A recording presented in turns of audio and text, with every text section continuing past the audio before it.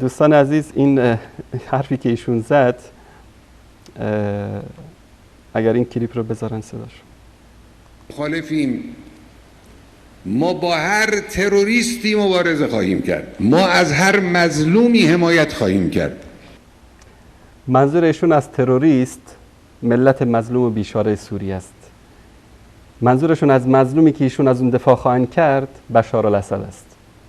منظور از تروریست ملت مظلوم عراق است. منظور از مظلوم ها کیا هستن؟ همینایی که در عراق دارن حکومت میکنن. یعنی وقاحت در اینها به اندازه است که اصلا شما نمیتونید تصور بکنید. ببینید در ادامه چی میگه. امروز ملت یمن مظلومند، دیگه از این ظلم بالاتر نیست. در ماه حرام، ماه رجب ماه حرام است. مشرکین مکه هم وقتی ماه رجب میشد جنگ رو قطع میکردن. زشتر و بدتر از مکه اون روز امروز کسانی هستند که در ماه رجب ماه حرام خانواده های یمنی رو به عزا می نشانند. بله ماشاءالله، ببینید چقدر این آدم های خوبی هستن. اصلا دروغه. کی گفته که ایران حوثی‌ها رو برده، تعلیم داده، سلاح کمک کرده به اینها، اینا رو بر علیه حکومت قانونی یمن شورانده؟ اصلا کی گفته که مناطق جیزان و نجران عربستان سعودی رو موشک باران کردن حوثی‌ها؟ اصلا کی گفته که اینا حوثی‌ها شاگردان همین سپاه پاسداران و کسایی هستن؟ اینا همش دروغه. حرف راست ایشون میزنه. اینا دارن از مظلوم دفاع میکنن، نه؟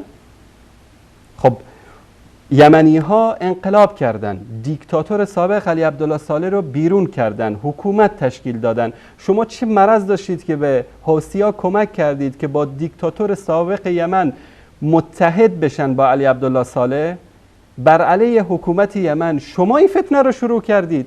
در هر جایی که اگر دیدید که آنچه که میخواستید نشد، در جایی با دیکتاتور میرید دستتون رو یکی میکنید، در جایی میرید با آمریکا دستتون در یک کاسه است.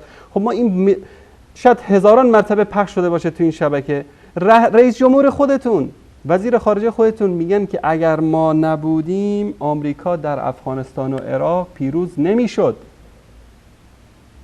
این آدم، این رهبر، این اینقدر شعور نداره، انقدر عقل نداره، انقدر ملت ها رو فکر کرده که مثل اینایی که نشستن، این گوسفندایی که اطرافش نشستن، فکر کرده که همه مثل این هستن.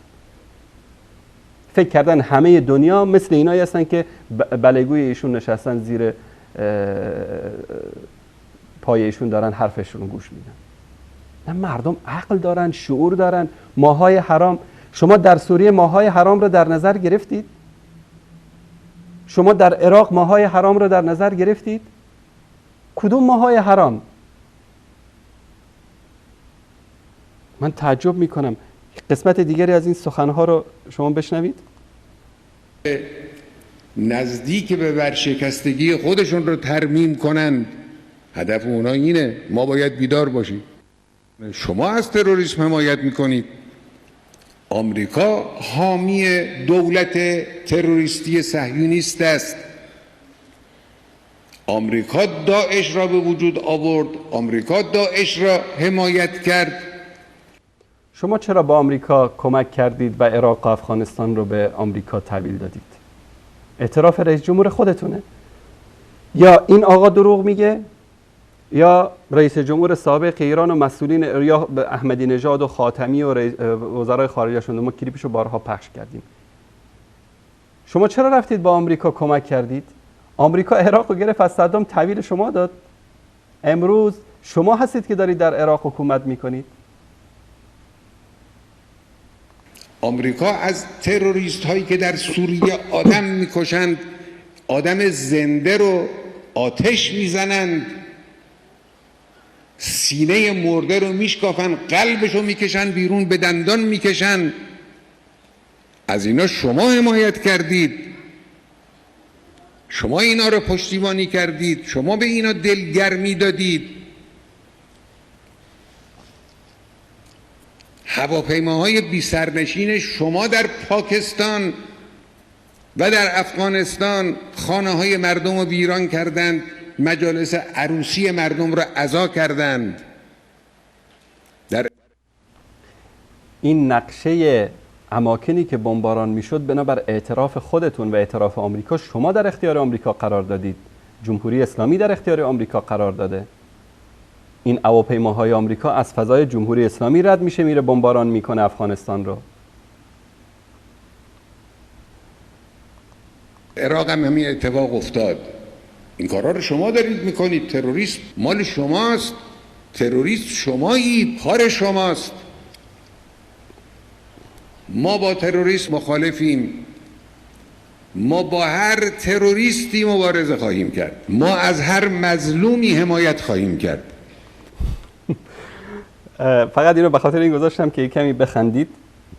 این کلیپ دوستان اگر که این رو به همون کلیپ گوسفند کیست اضافه بکنن، چون این جمعی که اینجا نشستن با اون جمعی که پای اون صحبت‌های اون آخوند نشستن تقریبا حرفا شبیه هم هست، شاید محتوا فرق بکنه. و واقعا ببینید که چطور بارون جلوه میدن به مردم. اینا از مظلوم دفاع میکنن و بر علیه ظالم هستن. طالبان دشمن ماست، آمریکا هم احساس میکرد طالبان دشمن ماست و سرنگونی طالبان در درجه اول تامین کننده منافع ایران بود.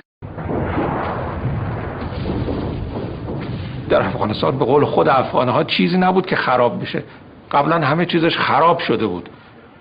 امریکایی‌ها حمله می‌کردن، میگفتن حالا رفتن پناهگاهی رو پیدا کردن، مثلا در غارها حمله می‌کردن، یه بمب عجیب غریبی رو که میتونه یه کوه رو منهدم کنه شلیک می‌کردن، هیچ اتفاقی نمی‌افتاد.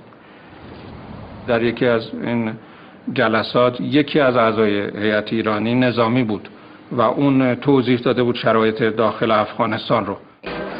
قبل از اون احساس دشمنی با صدام نبود. صدام دشمن ما بود، بنابراین ما هم می‌خواستیم که صدام از بین. گفتم بیایم تجربه افغانستان رو در مورد عراق رو تکرار بکنیم، منتها این دفعه 6 به علاوه 6 باشه.